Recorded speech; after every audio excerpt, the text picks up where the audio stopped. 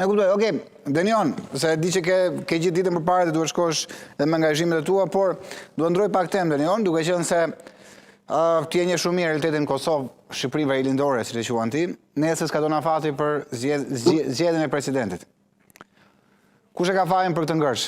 Tani pam gjithë ofertat që u bën, edhe kundër ofertat që u bën, tani më bën një analizë Denion, kush është fajtor? Unë jam shumë i sigurt. Kush humbet, e dim që humbet Kosova në fund ditës. Nuk humbet partitë politike, nuk intereson shkujt, po humbet Kosova në vetvete.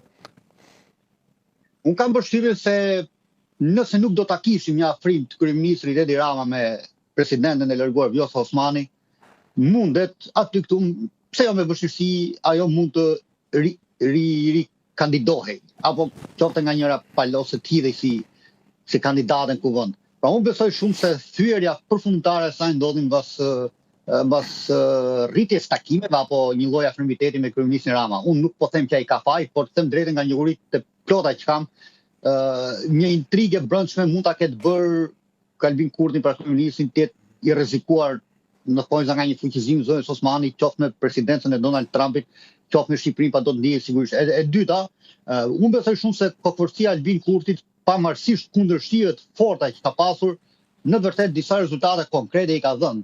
Ishte ose jo Vjosa Osmani në president. Bëj fjalë për raportin me Serbinë apo me komunitetin ndërkombëtar, heqjen e sanksioneve, por nuk arriti dot të heq qëndrimin jo të mirë të kryeministrit të Shqipërisë. Kam përshtypjen personalisht atij, që kur ka ardhur në pushtet me një acarim të skajshëm të marrëdhënieve me Kosovën, që unë them drejtën nuk e kam kuptuar pavarësisht se dikush thotë jo Vučići, jo, pra nuk është thjesht interesi, nuk besoj se ka një shqiptar që të mbështes Vučićin për të bërë dëm Kosovës, por kam përshtypjen se është një protagonizëm personal dhe që në këtë rast për fat keq në politikën ndaj Kosovës më shumë se sa i bëri dëm Vjosa Osmani në këto raporte i ka bërë një plus kryeministrit Rama, pra që ai ndihet më i fuqishëm përballë Albin Kurtit, duke qenë se i sulmoi alatën e vetme, në vërtet që kishin qeveri me gjithë mospajtimet. E dyta që dëmtohet ajo pjesë e Shqipërisë, padyshim që dëmtohet. Unë besoj shumë që Lidhja Demokratike e Kosovës me hipokrizi, po e zvarrit se fare mirë mund ta gjej fjalën në vetëvendosjen, qoftë me votim të lirë, mund ta gjej fjalën siç e ka gjetur edhe tjera me Partinë Demokratike, por besoj se hipokrizia e LDK-s ka goxha në pik në këtë ngërç, këtë ngjecje. Sa i përket Partisë Demokratike, me ato vota që ka Bedri Hamza, pra që ishte kandidat, apo dikush tjetër, apo ka vetë LDK-ja, duhet të themi është si puna e LSI-s tonë që me një mandat, apo si Joshka Fischer në Gjermani, që me 4-5 partide me 3 deputet kërkon të bëjë kancelar. Pra janë disa parti apo disa rezultate që ty nuk të japin të drejtë kërkosh shumë, por ti ke një drejtë madhore sepse me një mandat vetëm ti mund të kushtozosh gjithçka. Pra unë kam përshtypjen se Lidhja Demokratike e Kosovës mund të arrijë të bindë PDK-n, qoftë me një votim të heshtur që të nxjerrë kandidat mirë, aq më tepër që vetëvendosja sigurohoj që nuk e ka asnjë emër. Pra ti Denion, ke shpresa që do zgjidhet kjo situatë? Nuk do shkojmë si e parakoshme? Jo, nuk kam shpresë që zgjidhet, shpresa vetëm është që nëse rasti konkret i Albin Kurtit të nxjerrë kandidate hedh votim të lirë dhe falet bëjë sikur nuk e din. Po që pavarësisht se ta kanë treguar shumë herë më tepër se sa ne maturi politike kur ka qenë nevojshme, por marrë parasysh edhe figurat që në atë kohë ofronin këtë maturi, ka qenë Ibrahim Rugova, ka qenë edhe pse më kokforcë të tjerë në Xhadati, të dy të ndjerë, ka qenë Ramush Haradinaj, ka qenë Hashim Thaçi, ka qenë Hayredin Kuçi, ka qenë Arsim Bayrami, pra ka pasur figura që qoftë nga pikpamja kushtetuese me gjithë pluset apo minuset që kishin ndaj kundërshtarit, e jepni një lloj garancie politike, nuk po them në një largpamësi të skajshme, por me një shikim disi më të largët se çfarë mund të ndodhte. Në këtë çast unë vërej që kjo nuk po ndodh. Padyshim që autoriteti që ka vetëvendosja me vota është domethënës, mirë po të njëjtën gjë ka pasur prej fillimit Lidhja Demokratike e Kosovës edhe mbas luftës, e ka pasur edhe PDK-ja. Pra votat që kanë shumë mirë, ty të japin mundësinë që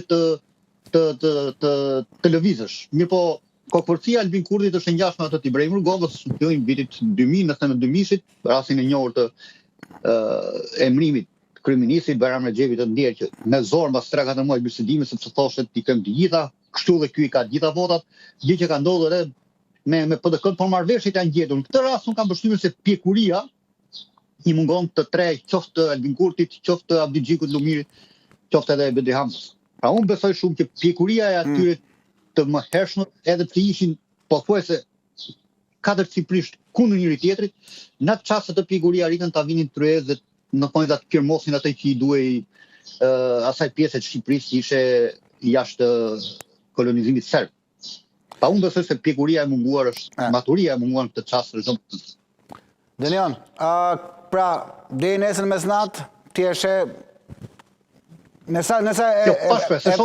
shpresë, nëse bëjmë përqindje, sa përqindje shkojnë si edhe parakoshme? Le ta ndajmë kështu.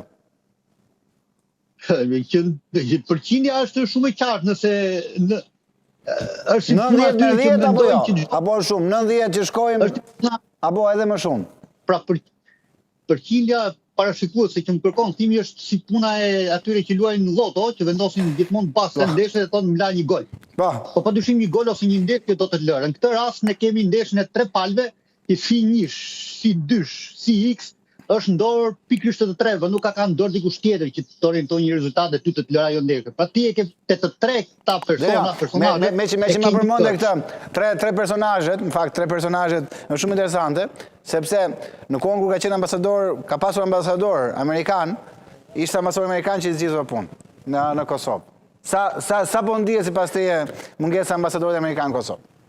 Kjo është e fundit do të lë të pastaj.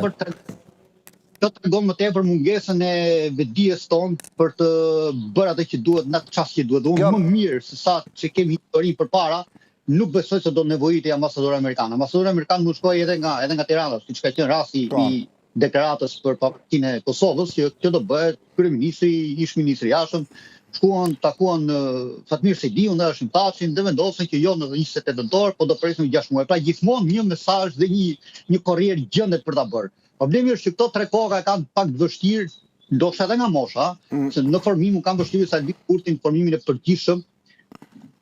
Ideologjik është më lart se sa ç'është Hamza apo Abdixhiku. Pra unë besoj që janë me atë maturinë e munguar këta po i bëjnë dëm vetes dhe ajo përqindje është pa përqindje, domethënë është të dalë ku të dalë, po e them të shprehje. Me apo pa ambasador amerikan, ata kanë provuar që me gjithë mesazherët që kanë shkuar nga Europa, nga Amerika kanë pasur po të gjithë qendrim. Bëj fjalë në këto 10-12 vjet të fundit. Denion, shumë faleminderit. Të përshëndes edhe të uroj një mbimë ditë sa më të mbarë dhe një javë të mbarë. Faleminderit shumë. Faleminderit, punë mbarë. Punë mbarë aty. Shumë të shkurtër publicitare i kthehemi sërish.